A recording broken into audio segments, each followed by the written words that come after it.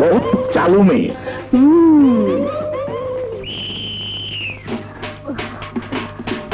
कबड्डी कबड्डी कबड्डी कबड्डी कबड्डी कबड्डी कबड्डी कबड्डी कबड्डी कबड्डी कबड्डी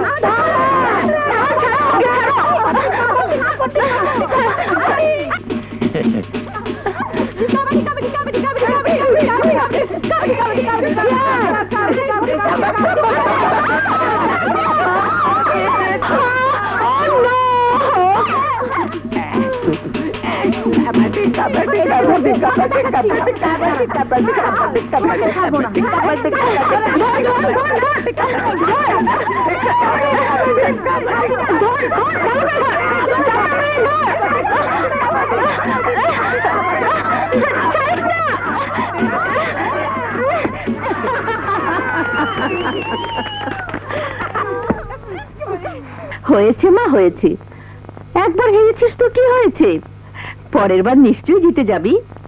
নে তোর বাবার সাথে কথা বল। হ্যালো, বল মা, কেমন আছিস? এমন ভাবে বলছো যেন তুমি কিছুই জানো না। আমার মুড খুব খারাপ। মুড ভালো কর মা, মুড ভালো কর। আমি খুব তাড়াতাড়ি তোকে দেখতে আসছি। তা তোর পড়াশোনা কেমন চলছে? খুব ভালো। এখন তোমার সাথে আমার কথা বলতে ইচ্ছে করছে না, রাখি। আরেকজনের রাগ নিজের বাবা মার উপর ঢালছো কেন কাজল? এই ম্যাচ তো তোমাদের হারবারই কথা, কারণ এই ম্যাচ তো তোমরা রোকেয়া কলেজের মেয়েদের সাথে খেলোনি। তুমি কি বলতে চাও রকি? হ্যাঁ, আমি বলতে চাই যে তোমরা যাদের সাথে কাবাডি খেলেছো তারা রোকেয়া কলেজের মেয়ে ছিল না, তারা ছিল আমাদের ক্যাম্পের ছেলেরা। হ্যাঁ, রাজু এবং তার বন্ধুরা। হ্যাঁ, বিশ্বাস যদি না হয় তাহলে নিজের চোখে তার প্রমাণ দেখো।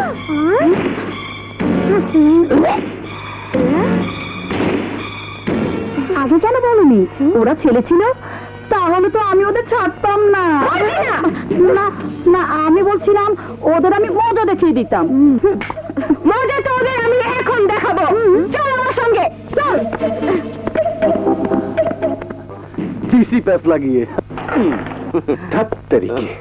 কি রে, ঠিক মতো খেলছিস না কেন? ক্যারাম খেলতে আর মজা লাগে না দোস্ত। দুনিয়াতে খেলা তো একটাই আছে, সেটা হলো কাবাডি খেলা। ঠিক বলেছিস দোস্ত, বিশেষ করে অপোজিশন যদি মেয়েদের দল হয়। শালা, খুব মজা লেগেছিল তাই না? হ্যাঁ দোস্ত, আরো মজা লাগতো যদি অমন আপেলের মতো গালে এখন একটা চুম্মা দিতে পারতাম। চুম্মা দে না দোস্ত, একটা চুম্মার ব্যবস্থা করে দে না। ও শালা কি মনে করে নিজেকে, আর কি মনে করিস আমাকে?